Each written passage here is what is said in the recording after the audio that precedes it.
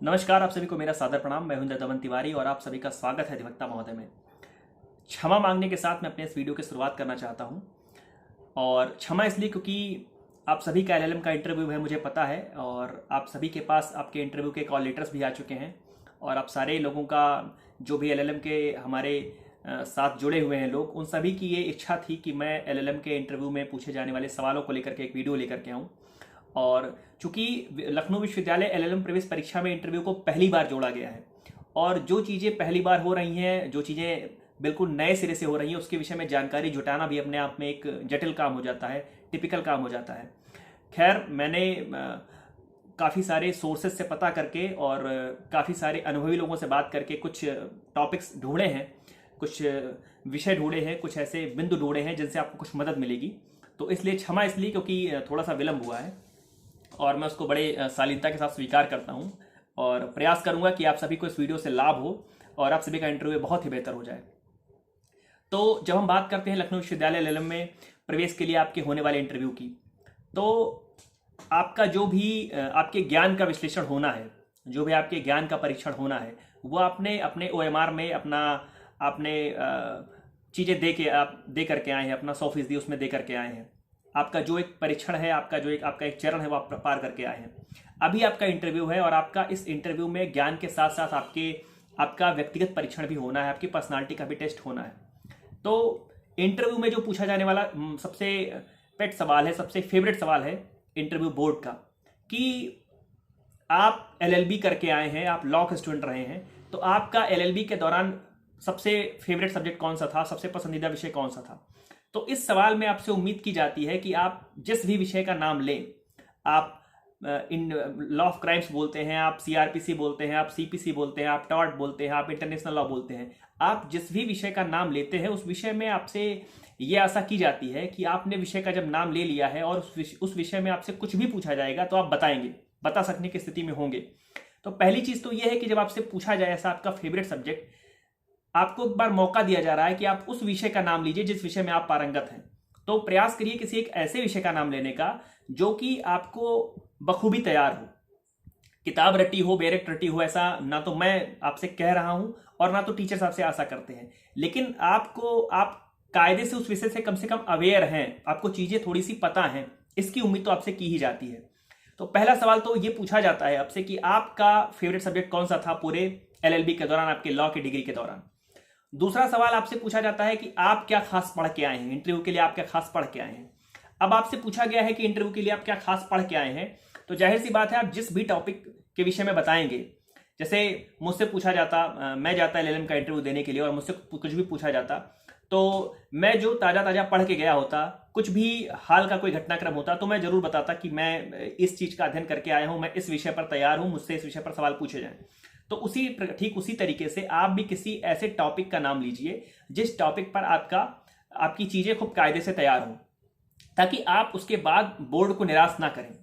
अच्छा, जब इंटरव्यू की बात कर रहे हैं, तो जैसा मैंने अपनी पिछली वीडियो में जब इंटरव्यू का मैंने पैटर्न बताया था, तो मैंने बताया था कि 30 नंबर का इंटरव्यू आपका होना है, और उस 30 नंबर में आपका कुछ नंबर आपके मार्कशीट के हिसाब से डिसाइड हो जाएगा। मार्कशीट मीन्स आपने एलएलबी के अपने पूरे एलएलबी में आपने कितने अंक हासिल किए हैं, उसके आधार पर कुछ नंबर आपका डिसाइड हो जाएगा। ये माना जाएगा कि आप कितने श्रेष्ठ छात्र रहे हैं, आपको कितने अंक मिले हैं। श्रेष्ठता कुछ ना कुछ वहां से आपकी दिख जाती है, तो वो चीज आपका वहां पे डिसाइड करेगा। लेकिन ऐसा भी नहीं है, बहुत सारे एवरेज लोग भी होंगे जो मैं समझता हूं कि बहुत ही विलक्षण प्रतिभा के धनी होंगे, बहुत ही काबिल लोग होंगे। और लेकिन आमतौर पे होता यह है, कुछ विश्वविद्यालयों का ट्रेंड है, चाहे गोरखपुर विश्वविद्यालय की बात कर लें या कुछ ऐसे और विश्वविद्यालय हैं जहाँ पे लोग बताते हैं कि वहाँ पे नंबर कम मिलते ही हैं, और कुछ विश्वविद्यालय ऐसे हैं जो दिल खोल के नंबर देते हैं। तो आप अपने नंबरों को लेकर के निराश ना होइए। आपके पास लगभग 15 से 20 नंबर और भी बचे हुए हैं, उसमें स्कोर करना है आपको। तो उन 15 से 20 नंबर जो बचे हुए हैं, उसमें से जैसे सवाल जो आपसे इंटरव्यू में पूछे जाते हैं, डेफिनेशन क्लॉज से सवाल सबसे ज्यादा पूछे जाने हैं। डेफिनेशन क्लॉज का मतलब कि आपको किसी भी एक्ट में, चाहे वो सीपीसी हो गया, सीआरपीसी हो गया, या सब्सटैंटिव या प्रोसीजरल लॉ का कोई भी ऐसा एक्ट है, या कोई भी ऐसी परिभाषा वाला जो भी कानून है जिसमें आपको डेफिनेशन आपसे पूछी जा सकती है, डेफिनेशन क्लॉज से आपको सवाल पूछे जा सकते हैं।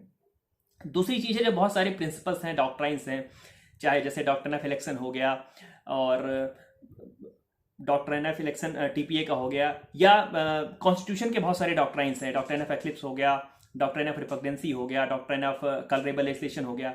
तो बहुत सारे जो ऐसे सिद्धांत हैं जिन पर, जो बहुत मूलभूत सिद्धांत हैं जिससे पूरा का पूरा एक प्रोविजन टिका हुआ है, या किसी बड़े जजमेंट में प्रिंसिपल्स निकल के आए हैं, तो उन प्रिंसिपल्स को आपको पढ़ना है। और ये जो मैं चीजें बता रहा हूँ ये कोई नई चीज नहीं बता रहा हूँ।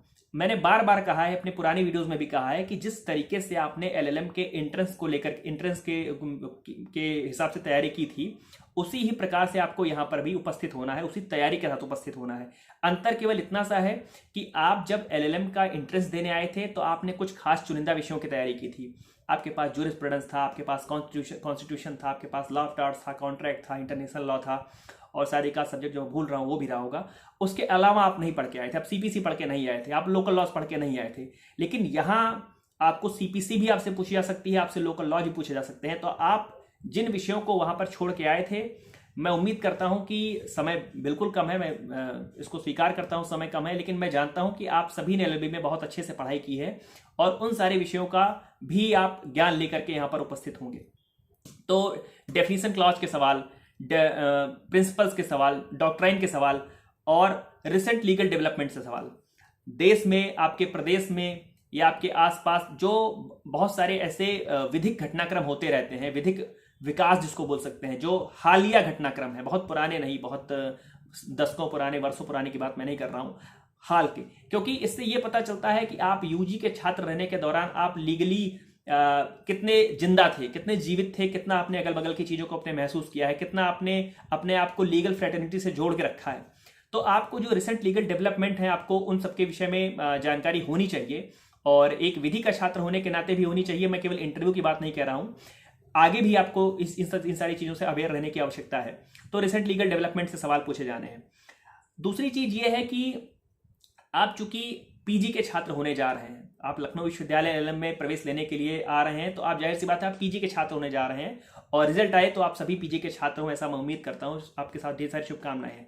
तो जब आप पीजी के छात्र हैं तो ये समझा जाता है कि पीजी के बाद आपका जो रुझान है वो शोध की तरफ है। ऐसा नहीं है कि पीजी के बाद लोग वकील नहीं बनते, पीजी के बाद लोग जज नहीं बनते, मैजिस्ट्रेट नहीं बनते, लेकिन जो एक आम धारणा, अगर जो मैं बात करूं, जो फैकल्टीज की जो आम धारणा है वो ये है कि जब आप मास्टर्स करने आ रहे हैं तो इसके बाद आप रिसर्च में जाएंगे। तो एक सवाल जो आपसे पूछा जाता है कि पीजी करने के बाद आप क्या करने वाले हैं, पीजी करने के बाद आपका रुझान किस ओर है। तो आप यदि शोध को लेकर के अभी से अवेयर हैं, शोध को लेकर के अभी से कॉन्शियस हैं, शोध को लेकर के अभी से आपके मन में कुछ चल रहा है, तो जाहिर सी बात है आपके पास ये जवाब होगा कि मैं शोध करना चाहता हूं, रिसर्च में मतलब जाना चाहता हूं, रिसर्च स्कॉलर बनना चाहता हूं, प्रोफेसरशिप में जाना चाहता हूं, या मतलब फैकल्टी में ही आना चाहता हूं, किसी भी फैकल्टी में जाना चाहता हूं। तो वो मुझे लगता है कि एक पीजी करने वाले छात्र के लिए एक मॉडल सा जवाब होता है। मैंने अपने पुरानी वीडियोज में भी कहा है कि आपका इस सवाल का जवाब इस मेरे से भी बेहतर हो सकता है, कुछ आपने बेहतर सोच के रखा होगा। तो इस सवाल का जवाब जरूर तैयार करके रखिए, क्योंकि इस चीज को लेकर के आपको कई बार घेरा जाता है कि आपका जो एलिजिबिलिटी डिग्री है, चाहे वो एडवोकेसी के लिए हो, चाहे वो जजशिप के लिए हो, तो एडवोकेसी के लिए हो, चाहे जजशिप के लिए हो, चाहे कॉर्पोरेट में जाने के लिए, आपको तो एलएलबी ऑनर्स की डिग्री या एलएलबी 3 इयर्स की डिग्री आपके लिए सफिशिएंट थी। तो फिर आप एलएलएम करने के लिए क्यों आ रहे हैं, क्या कारण है आपका एलएलएम करना। तो यदि आपने कहा कि मैं शोध करना चाहता हूं, तो शोध पर आपसे कुछ विषय पूछे जा सकते हैं कि आप जैसे किस विषय में शोध करना चाहते हैं, किस टॉपिक पर शोध करना चाहते हैं। तो आपका यदि ऐसा कोई टॉपिक तैयार है तो बहुत बढ़िया है, या फिर जो भी आपका जवाब है उस जवाब के लिए, उस जवाब को पुष्ट करने के लिए, मजबूत करने के लिए कुछ फैक्ट्स, कुछ आपका जो बढ़िया जवाब हो उसको तैयार करके रखिए, क्योंकि ये सवाल आपसे पूछा जा सकता है, और मुझसे भी पूछा गया था, इसलिए मुझे याद आ रहा है। और रिसर्च के प्रति झुकाव की बात हो गई आपकी। करंट लीगल अवेयरनेस, आप जो अभी लीगल अवेयरनेस आपकी कितनी है। और जब लीगल अवेयरनेस की बात करते हैं तो लीगल अवेयरनेस का, जो करंट लीगल अवेयरनेस की बात करें तो उसको देश का ही मत समझिए, जो भी ग्लोबल करंट लीगल अवेयरनेस की मैं बात कर रहा हूँ, ग्लोबली थोड़ा सा आपको अवेयर रहने की आवश्यकता है। ये मैं बहुत हेक्टिक नहीं बना रहा हूँ, मैं चाह रहा हूँ कि मैं उन सभी चीज़ों की बात कर लूँ कि जो आपसे ऐसा ना हो कि पूछा जाए और आप बताने में थोड़ा सा हिचक जाएं। इसलिए जो करंट लीगल अवेयरनेस है उसको थोड़ा सा ग्लोबली पढ़ने की आवश्यकता है। और कोई भी लीडिंग केस लॉज, जो भी जिस भी विषय की आप बात कर रहे हैं, जिस भी टॉपिक की आप बात कर रहे हैं, यदि आपसे पूछा गया कि आप कोई अपना पसंदीदा विषय बता दीजिए जिससे हम सवाल पूछें, या कोई आपका पसंदीदा टॉपिक बता दीजिए जो अभी आप हाल में पढ़ रहे हैं उससे सवाल पूछा जाए, तो उस पर आप लीडिंग केस लॉज को का अध्ययन जरूर करके रखिए।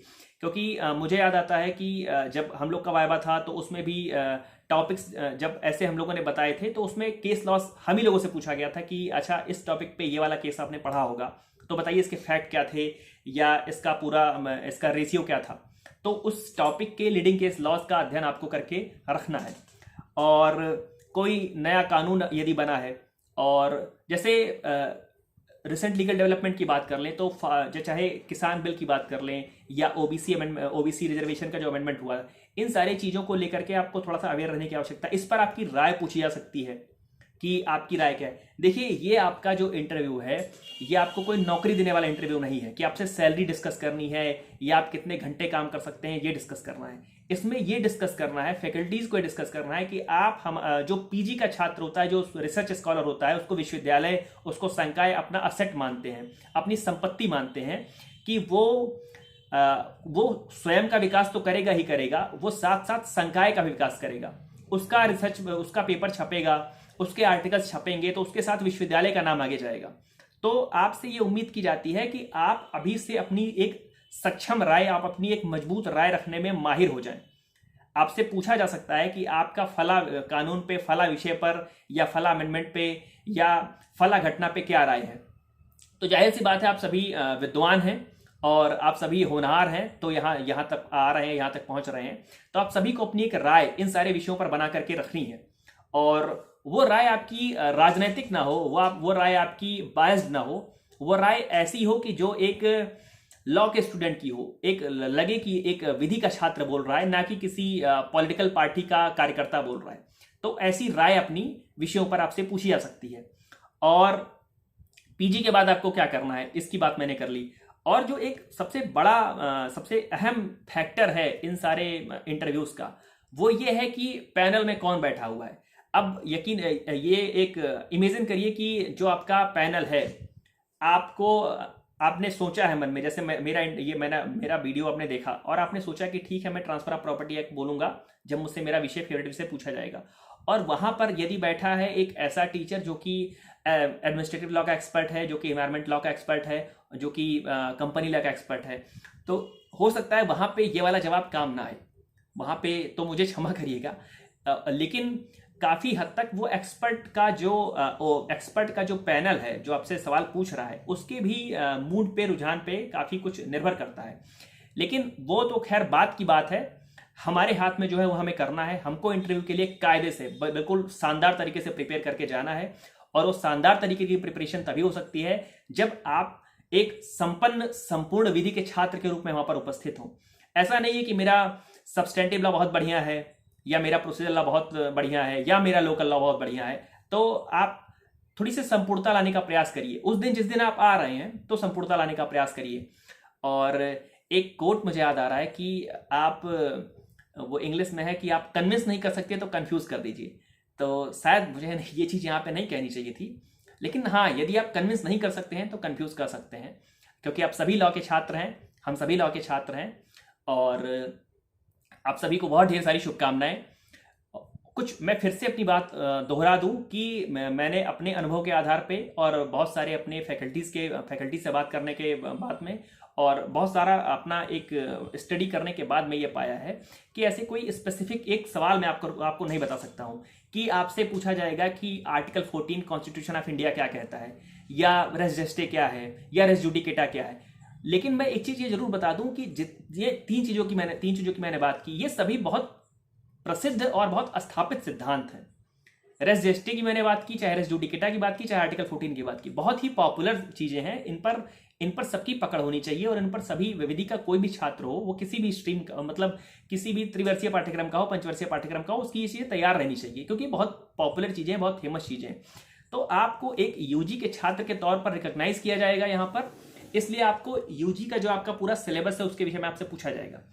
बाकी आपके इंटरव्यू के दिन फैकल्टी में आपसे मुलाकात होती है। ढेर सारी शुभकामनाएं आप सभी को। आपके वेन्यू को लेकर के आपको कोई समस्या हो रही हो, आपको अपना इंटरव्यू का कार्ड मिल गया हो, उसमें अगर आपको सेंटर को लेकर कोई समस्या हो रही होगी तो कमेंट बॉक्स में आकर के मुझसे पूछ लीजिएगा यदि लगे आपको। और ढेर सारी आपको शुभकामनाएं हैं और मेरी बातों पर थोड़ा सा गौर कीजिएगा। और मुझे पता है कि इसके अलावा आप सभी बहुत बेहतर तैयारी करके आएंगे और आप सभी जो भी योग्य लोग होंगे आप सभी का प्रवेश सुनिश्चित होगा। तो ढेर सारी शुभकामनाएं आप सभी को। और कोई आपका सुझाव हो, कोई शिकायत हो तो कमेंट बॉक्स में आके जरूर बताइएगा। तब तक जुड़े रहिए। धन्यवाद, प्रणाम।